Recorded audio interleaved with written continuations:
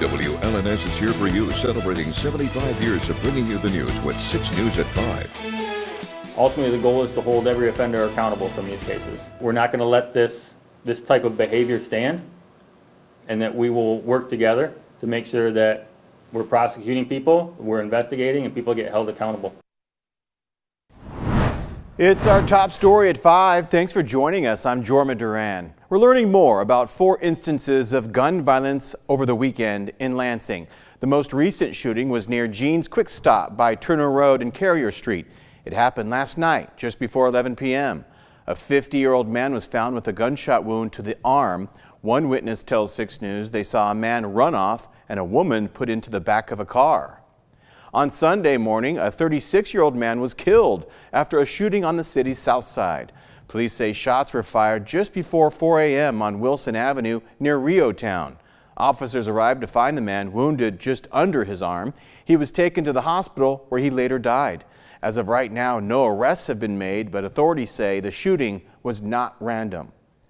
The third gun-related incident involves a 15-year-old girl who was shot at a party. It happened Saturday around 11 p.m. at the Carolina Flats apartment complex. The girl was taken to the hospital and is said to be in stable condition. 2 adults were arrested.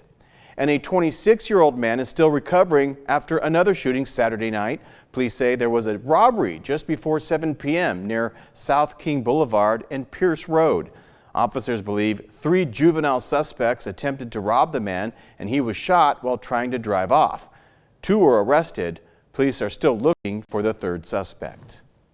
Many in Lansing are expressing their frustration with gun violence, especially after such a wild weekend. 6 News decided to take a look at how this year compares to previous years in regards to violent crime. And Zach Prees is here for you now live in the studio to break all that down. What can you tell us, Zach? Jorma, this past weekend's shooting left 1 man dead and multiple injured, and both community members and authorities agree that something has to be done. So far this year, not including this weekend's shootings, the Lansing Police Department has reported 23 nonviolent shootings as well as 4 homicides, almost 7 months through 2025. Now, those numbers were looking like a significant improvement from last year. For all of 2024, Lansing saw 56 shootings and 10 homicides, according to the LPD. Following this weekend's violence, Police Chief Rob Backus held a press conference earlier this afternoon, and he says he does not believe that the recent shootings were related to one another, but he hopes that there won't be any sort of retaliation. I think right now what we need is help from our community. We obviously don't want any of this to spill over into any type of retaliatory events, and making sure that moving forward, we're taking time to grieve and not focus on making bad decisions, which is things like retaliation. Now, Chief Backus says that this weekend's incidents resulted from anything from a simple argument inside a store escalating outside to someone being upset that they were denied access to a party and opening fire into a crowd. He says he hopes Lansing will be better than this moving forward. And now coming up on 6 News at 6, I'll have a comprehensive breakdown of violent crime in the city over the last 4 years. Jorma, back to you. Zach, thank you very much. A teenager is dead after a crash in Shiawassee County. The county sheriff's office says it happened Friday around 12:30 p.m. in Vernon Township. They say a side-by-side was being driven by a 15-year-old near Reed and Pittsburgh roads. It went off the road, rolled, and a 14-year-old passenger was thrown from the vehicle. The 14-year-old was pronounced dead at the scene, with the 15-year-old and another 14-year-old getting hurt. The 2 teens were taken to nearby hospitals. As of right now, deputies have not given an update on their conditions. The Jackson Area Manufacturers Association is getting a $5,000 grant to help with adult education and workforce training. According to State Representative Kathy Schmaltz, the money is coming from the Michigan Reconnect Now initiative. The program covers the cost of tuition for adults who want to earn an associate's degree or certificate at local community colleges. In a statement, Schmaltz says, quote, by helping more adults return to school and complete their education, they're creating better opportunities for families and ensuring the local manufacturing industry continues to thrive. This week, Jackson Fire, Police, and EMS are teaming up to host the second Future Female First Responders Camp. The kids will spend time with each department, seeing what it's like to serve and protect the community. Karina Prieto visited the camp today, and she's here for you now with what's in store for the girls. The Jackson Fire Department currently has no women on the team, and that's why a bunch of high school girls are gearing up this week to see what it's like to be on the job. These metal things right here is what you pull to extend it. High school senior Kylie Face is one of this year's future female first responders. What made me want to be a part of the camp was my love for helping people. She's excited for what's going to be a very busy and fun week ahead. We're advancing hose lines, we're doing vehicle extrication, we're putting on gear. Just like that. Monday's activities started with learning how to put on the nearly 70 pounds of fire gear. Oh, it's heavy and it's hot. Assistant Chief Joe Smith says the camp emphasizes teamwork and building confidence. It's an opportunity for the participants to see what this line of work is in a safe, conducive environment. Part of that confidence is facing fears. We sprayed the hose, we went up in the tower. That was fun, even though I was terrified of heights. For her, having real female first responders leading the camp has made all the difference. It helps basically just to say, oh, hey, women can do this too, not only men. Pull those out to the side. Jenna Pollins from the Toledo Fire and Rescue Department is one of those women. Allow them to answer those questions so that they're not confused about if this is something that they want to do. It's kind of like a safe space to give them all that information that they need. So just to show them that they can do the job, that they belong in this line of work. And the encouragement and support during camp seems to be working. Faith says she'll pursue a career as a first responder after graduating from high school next year. Here for you in Jackson, Karina Prieto, 6 News. 2 new road projects are underway this week in Michigan, including one here in mid-Michigan. In Gratiot and Saginaw counties, MDOT is investing more than $900,000 to resurface part of M30. It runs from N46 to South County Line Road. Work includes rebuilding the Mid-Michigan Railroad crossing approach and, according to the state, will support 8 jobs. The closure starts today and runs through next Monday. Another $300,000 project starts today in Keweenaw County on M26, located on the northern tip of the Upper Peninsula.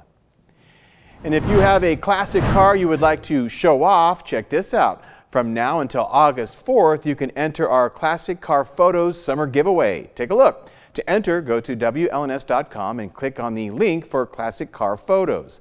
Then click Add to upload a picture of your ride or a fun cruiser you snapped a pic of. You must reside in the WLNS viewing area and be at least 18 years old at the time of entry to enter the contest. One person at random will be selected to take home a $100 Visa gift card. Again, you can enter our contest by going to WLNS.com. From Storm Tracker 6, this is Weather First, sponsored by Auto Owners Insurance. Simple human sense. We are heading into one of the hottest periods we've seen so far this summer, with some heat index values over the next several days likely exceeding 100 degrees, all because of the dew point. So let's take a look at the Muggy meter. Our dew point's going to be rising over the coming days. You'll notice it a little bit tomorrow, but more so into Wednesday. It starts really ramping up. Then Thursday, Friday, into Saturday, and off the edge of that map into Sunday and Monday, it likely will remain near or above 70 degrees on the dew point, which means it's going to feel super sticky outside. So time to find a pool or a cool place to relax as we round out the week and head into the weekend. Our actual air temperatures, that's nothing to laugh at either. I mean, we're going to be near 90 on Wednesday, 94 degrees on Thursday, and then into the weekend we stay in the mid to the upper 80s, followed by near 90 or better Sunday and Monday, with a cooling trend moving in towards the middle and end of next week. A look at our satellite and radar. A few showers to the northwest, and that's really the focus of any rain chances the next several days. Is what storms fire up to our west, where are they, and can they hold together moving in our direction? At least for the next couple of days, high pressure is just moving out, so as our moisture levels increase, storms form to the west, they begin to make a run at us. The likelihood that they make it here are pretty low. As you notice, Tuesday evening, not a lot happening, but then we get some showers and storms. Those begin to fall apart Wednesday morning. Wednesday afternoon, here they come, or no, they don't. They likely will begin to weaken as they try to move in, so slight chance of an afternoon shower or storm storm, but overall rain chances not looking too good, at least through Wednesday. Temperatures currently are sitting in the upper 70s. It is a delightful, beautiful afternoon across the area. Get out and enjoy.